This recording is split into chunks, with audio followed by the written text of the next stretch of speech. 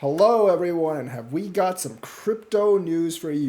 The big breaking news: Terra Luna has been found to be a security, and this is bad news for Richard Hart and Do Kwon. I'm going to explain why. Terra Luna was always this case that I was hoping the Terra Luna Foundation would actually win. I knew they probably weren't going to because it was one of those low hanging fruits, just like Hex. But if they won, the SEC would lose any kind of chance at winning any other lawsuit saying that cryptos are a security. Now, the ruling only affects Terra Luna and Mirror Protocol. And the thing is, it might affect USTC and LoonC as well, even though those are kind of like no longer really connected with Do Kwon, but one is still kind of like sort of a subset of the other. So, for USTC, I thought it was going to do well. It hasn't really lost you any money, so if you had a little bit of money in USTC, by listening to me, you can sell it right now, not for a loss, and buy something else. It's only been like a week or two. So honestly, it was I remember it was like 3.0 cents exactly when I said it was a pretty good buy. It's like 3.1, 3.2 right now. So you can probably just sell it. Not going to lose much money. Not going to lose any money.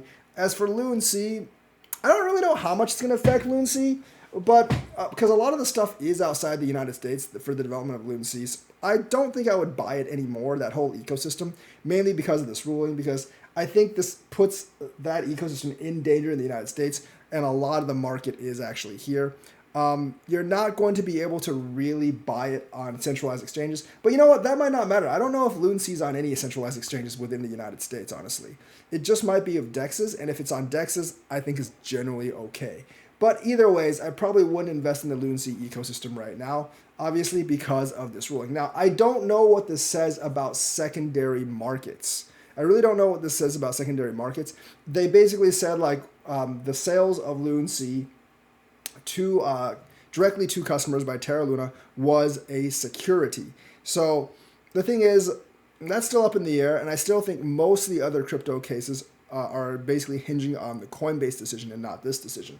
Richard Hart, of course, is another thing because Hex was basically sold with the intention of making money, and that was pretty clear in the first place because the whole purpose of Hex is to generate more Hex. So, yeah, I don't think this bodes well for Richard Hart. He probably wants to keep hiding from the authorities. Had Terra Luna won its case, I think that would have helped Hex a lot, but since they lost the case, and I don't think they're going to appeal because I highly doubt the appellate judge is going to overturn this judge, does not bode well for Hex, and I think Richard Hart's flying around with basically unregistered securities as well.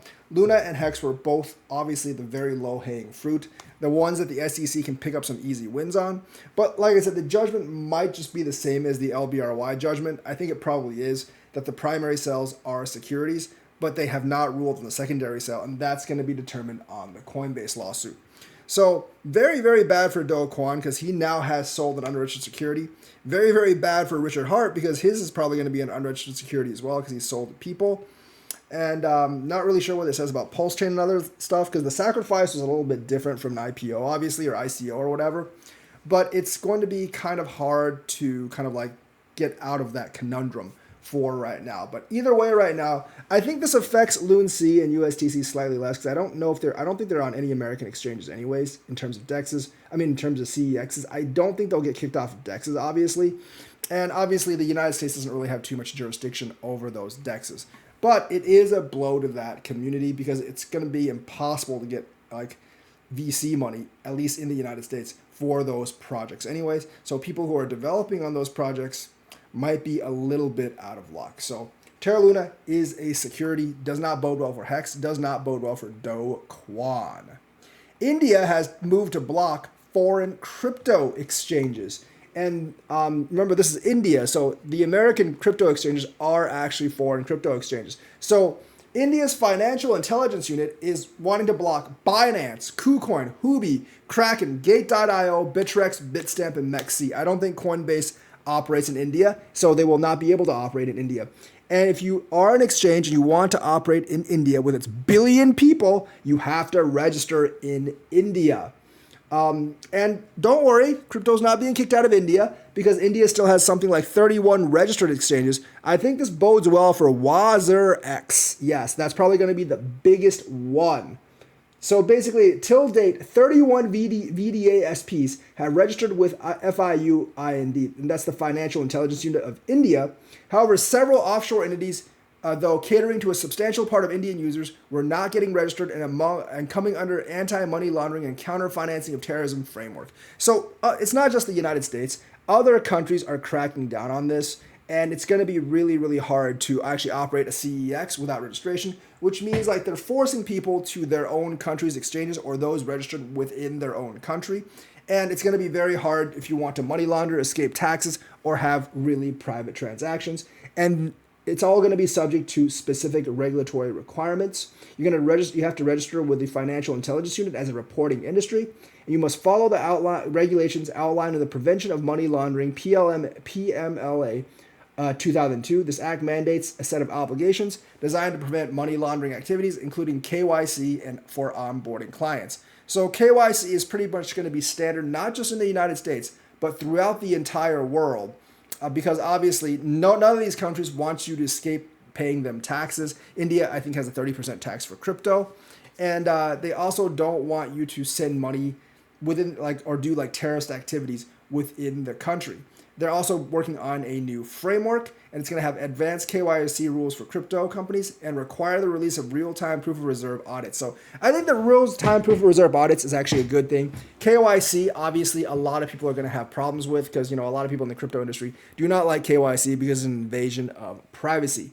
But remember, the U.S. isn't the only country doing this. India is going to do this, and I do think most of the other countries are going to follow suit, because I do think the central banks of all these countries will actually issue these rules. So yes, they're taking this step, and I can't say it's super bad or anything, because they're not banning crypto or anything, but still not a great move for those interested in privacy, security, and all that stuff. Everything will have to be KYC AML. And of course, the Bitcoin Ordinals website has come under vicious attack of a DDoS spam attack, which is kind of funny because if you really think about it, Ordinals are just spamming the BT, are basically just spammers of the BTC blockchain. They take up all the block space and they bog the chain down. So you're getting an error 1200 on the ordinals.com website. So a DDoS attack is a malicious spam attempt. So a DDoS attack, like the ones that were perpetrated against Solana last year, they're not actually the DDoS attacks are not really breaches of security. The chain's not actually hacked. You're just ramming the system with so many transactions that they can't actually come up. Of course, several critics of Bitcoin Ordinals, and they could be the one orchestrating the attack, honestly, were very amused because they said the Ordinals were hypocritical, since Ordinals are basically just spamming the Bitcoin blockchain with data. So some of the critics were saying, how dare you call it a DDoS attack? Pretty sure everyone involved is paying their internet bills, which I think was one of the Ordinals arguments for Ordinals. How dare you call us spam? Everyone is paying their internet bills. And so they're using the same logic for DDoS attacks against Ordinals. I find this really amusing. I actually don't have a horse in this race, so I personally don't really care.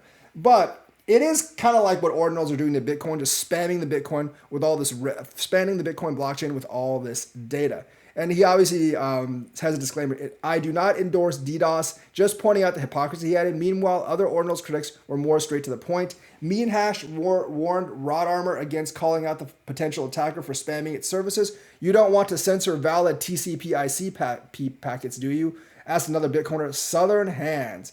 So basically, in a separate thread, this guy also went as far as comparing Ordinals inflicted spam to rape in a now deleted X post, which is kind of stupid.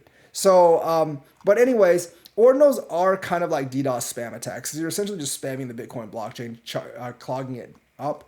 And they're just kind of making fun of this. I don't think they're actually against Ordinals being DDoS spammed, because they think that Ordinals are basically DDoS spam for the Bitcoin blockchain. And of course, FTX debtors propose to pay people back, but at the 16,871 Bitcoin price.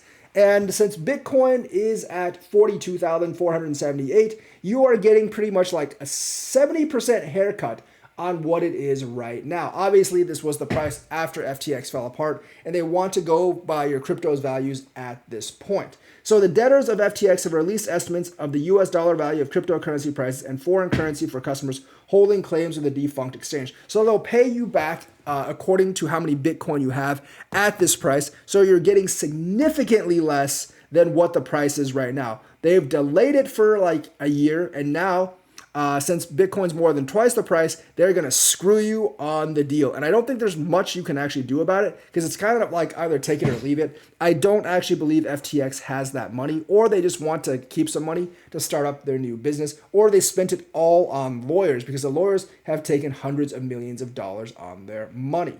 So according to the proposed prices, claimants could receive 16,871 per Bitcoin, which is like 0.3 Bitcoins right now. You can receive it at a price of 1,258, and Binance Coin is about the same, 286. So if you actually held Binance on FTX, you came out the best, because even though Binance is at 330 something, 318 now, you can get $286 per Binance Coin. So you only lost about 10%. Ethereum, you're losing like almost 50, and Bitcoin, you are losing like 60, 70%.